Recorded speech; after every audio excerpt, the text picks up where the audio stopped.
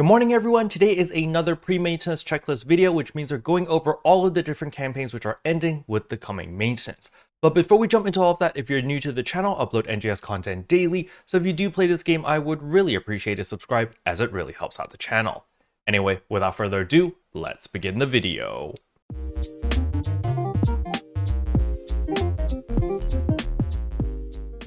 So the very first campaign I want to go over is the Haunted Domain Rare Drop plus 100% campaign. This is ending with the coming maintenance on November 8th. So if you are still aiming for a T-Show weapon, definitely take advantage of this urgent quest. I know the majority of players are like, oh my god, it's Haunted Domain urgent quest again, it's not mining rig defense, and they usually just skip it because they're not motivated and they don't want to run this Haunted Domain anymore. However, I just want to remind everyone that this entire week before the maintenance, every time you run this, you get 100% RDR increase, which is actually quite a big deal. You get quite a bit of arms refiners as well as LC capsules from this as well. So I recommend running it even if you can't get the 10-star rarity weapons to drop. There is a chance of getting a T-Show weapon. I've seen several people get a T-Show weapon in my runs, and one of them even got a Fixa Fatale 2 T-Show weapon to drop. So that was really awesome. It was the twin machine guns, by the way, for those who are wondering, but that was freaking awesome when they got it, because just a week ago the T-Show weapons were best in slot, and now getting a Fixa on it,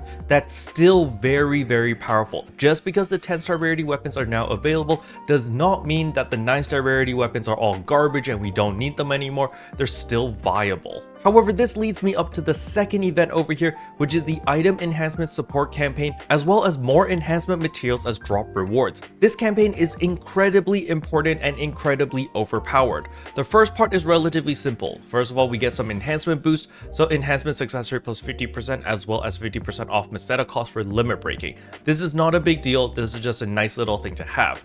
But the additional drops over here, this is absolutely broken right now. I know everyone just wants to run mining rig defense because you have a chance of getting the 10-star rarity weapons, but I urge you, if you do not have enough arms refiners too, let's say you're sitting in under 100 arms refiners too, I highly recommend people to go to Nuisance Plant rank 1 because of this boost effect of the arms refiners 1 as well as arms refiners 2. Literally within 1 hour of farming, I was able to get 40 arms refiners 2. Yes, that is 40. So it's really worth it, because if you normally wanted arms refiners 2 without this boost, it would take forever to farm in Nuisance Plant. You might get one drop every 2 hours. This boost is absolutely broken. I don't know if the developers accidentally added an extra 0 in the RDR or whatever, but arms refiners 2 are dropping like candy.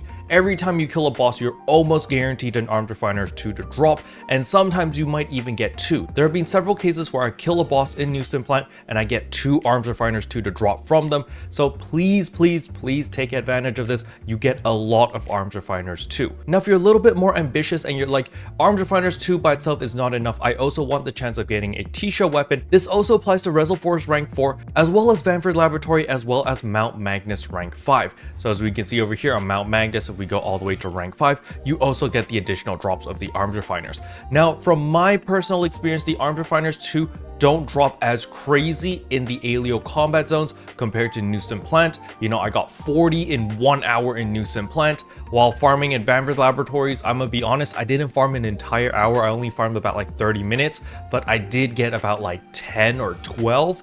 So it's not as crazy, but it's still a good amount of arms refiners. You know, you could chalk this up to just RNG because, you know, I only spent 30 minutes in Vanford Labs and an hour in Nuisance Plant. But nevertheless, in under 2 hours, I have over 60 arms refiners too. It's actually insane how many arms refiners too you can get right now. So please take advantage of this. This is literally the randomite for arms refiners. Just go to Nuisance Plant and farm there at least 1 hour before the maintenance kicks in, and I promise you it's going to save you so much headache later down the line, because even if you do get your 10-star rarity weapon, you're going to need the arms refiners to limit break and all of that stuff. So you might as well just farm up like 200 arms refiners 2, because it's going to take you like 2 hours, and once you have all of those arms refiners 2s, you're good to go. You're set for a long time. So a lot of people are sleeping on it, and I really want you guys to take advantage of it, because I think Sega added an extra 0 by accident or something, and it's just dropping like candy, and it's just freaking amazing. Now, with all that said and done, there is a campaign that I want to remind everyone that is kicking in right after the maintenance, and I urge everyone not to spend all of your mining rig defense triggers and save some for next week. The reason for this is because on November 8th, we're getting a rare drop rate plus 100% campaign, and this will apply to all quests and sectors during the campaign period. So this is really important. As you can see right here, they didn't show this on the website. You can't find this anywhere on the NGS website. However, it was on the NGS headline. And as I'm showing you in this slide right now, it says right here, rare drop rate plus 100%. And this does kick in right after the maintenance, okay? So after the maintenance is over, then you use all of your mining rig defense triggers because you get 100% RDR. This is actually better than farming on PSO2 day that was just a couple days ago. Just wait until next week. So I highly recommend people, especially if you're in an alliance. And on top of that, that also gives everyone in your alliance an additional week to exchange their alliance badges for these triggers. As you can see over here at exchange for alliance badge, you can actually exchange 2 of your alliance badges for 5 of these mining rig defense retemps, which will allow you to run mining rig defense 1 time. So let's say that you have 100 members. If everyone exchanges it for these triggers, that means you can run it 100 times. And so if everyone in your alliance picks up their mining rig defense retempt triggers this week, right after maintenance, this refreshes, you can pick it up again, which means you can run it 200 times if you have 100 active members, which is actually freaking insane. That is a lot of runs. I am pretty sure after 200 runs, there's bound to be someone in your alliance that will get a 10-star rarity weapon. Just understand that running 200 runs will take quite some time. I believe most normal people are probably going to be able to run 5 to 10 runs a day, and then their brain is going to short circuit and they're going to shut down. More hardcore players, maybe you can run like 20 to 30 runs, but after 30 runs, most people just break down, all right? Running it that many times, people's performance will decrease over time as their attention span and everything just kind of degrades. So I do not recommend binging this back to back to back for multiple hours. Maybe like 3 to 4 hours, I think most people might be able to squeeze through or power through. But I think the average player, you'd run like maybe 2 or 3 of these, and then you'll probably get bored of it, or you'll get tired and your brain probably won't function anymore.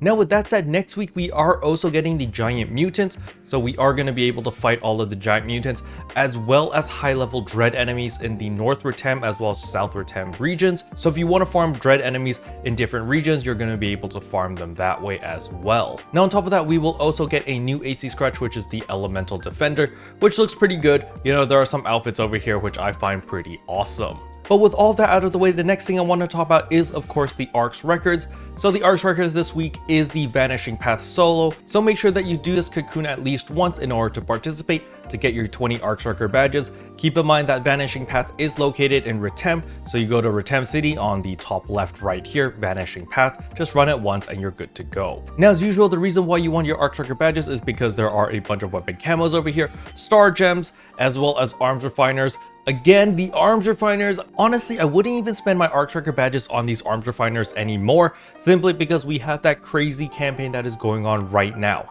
Do you want to only get 2 arms refiners every single week over here? Or do you want to just go to a combat zone, spend 30 minutes there and get like 20 arms refiners too?